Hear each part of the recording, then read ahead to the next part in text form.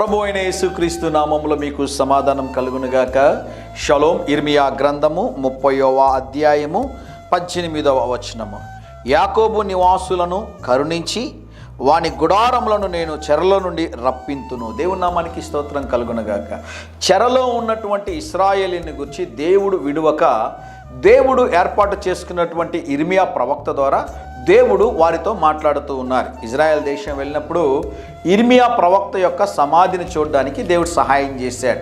చెరలో ఉన్నటువంటి తన ప్రజల్ని దేవుడు మర్చిపోలేదు, దేవుడు విడిచిపెట్టలేదు. దేవుడు ఒక వాగ్దానం చేశాడు, నేను చెరలో ఉన్నటువంటి నా ప్రజలను విడిపింతును. ఈరోజు మీరు గమనించండి ప్రియులారా, కొన్ని కుటుంబాలకు నేను వెళ్ళి ప్రార్థన చేస్తున్నప్పుడు వాళ్ళని అడుగుతాను, అయ్యా మీ కుటుంబంలో ప్రార్థన ఉందంటే వారు నవ్వి ఒక మాట అంటారు, వ్యక్తిగత జీవితంలోనే ప్రార్థన లేదు బ్రదర్, అప్పుడప్పుడు ప్రార్థన చేసుకుంటాం. మీరు గమనించండి, కొన్ని గృహాలకు వెళ్ళినప్పుడు ఎక్కడ పడితే అక్కడ బైబిల్ ఉంటుందండి. అన్ని పుస్తకాలతో పాటు బైబిల్ కూడా ఉంటుంది. ఇది పరిశుద్ధ గ్రంథమైన బైబిల్. ఇది పరిశుద్ధ గ్రంథమైన బైబిల్ మనం ఎలా ఉంచాలి?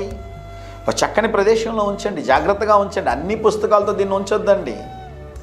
ఇది దేవుని యొక్క జీవము కలిగిన మాటలు. ఇవి దీనిలో దేవుని యొక్క జీవం కలిగిన మాటలు ఉన్నాయి. ఈ మాటలలో జీవం ఉన్నది. ఈ వాక్యాన్ని చదువుతున్నప్పుడు ఈ వాక్యం మిమ్మల్ని బలపరుస్తుంది, స్థిరపరుస్తుంది. అనేక కుటుంబాల్లో ఈరోజు వ్యక్తిగత ప్రార్థనలు లేవు, కుటుంబ ప్రార్థనలు లేవండి. కలిసి కూర్చొని ప్రార్థన చేద్దామంటే కుటుంబం అంతా రావడం లేదు, సహకరించడం లేదు. కారణం ఏంటి అంటే ఏదో ఒక బంధకాలతో ఆ కుటుంబాలు ఉన్నాయి. అయితే దేవుని సేవకుడిగా చెప్తున్నాను ప్రియులారా, నీ గృహంలో తిరిగి దేవుడు ప్రార్థన ఆరంభించునుగాక, కుటుంబ ప్రార్థన ఆరంభించునుగాక.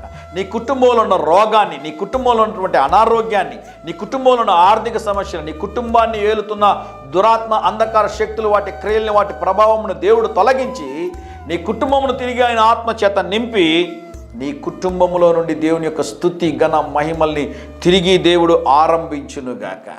ప్రభు సన్నిధిలో అడగండి, ప్రభువా నా కుటుంబం తిరిగి నీ పాద సన్నిధిలోనికి రావాలి ప్రభువా, నిన్ను ప్రార్థించాలి, నీకు భయపడాలి, నీకు లోబడాలి, ఈ కుటుంబం ద్వారా మీ నామానికి మహిమ తెచ్చుకొని ప్రభువా విడుదల దయచేయండి ప్రభువా అని మీరు అడగగలిగితే నీ కుటుంబంలో ఉన్న ప్రతి ఒక్కరికి దేవుడు విడుదల దయచేసి నీ కుటుంబాన్ని దేవుడు ఆయన మహిమార్థమై వాడుకుంటాడు అని దేవుని సేవకుడుగా తెలియజేస్తున్నాను. ధైర్యంగా ఈ దినాన్ని ఎదుర్కోండి.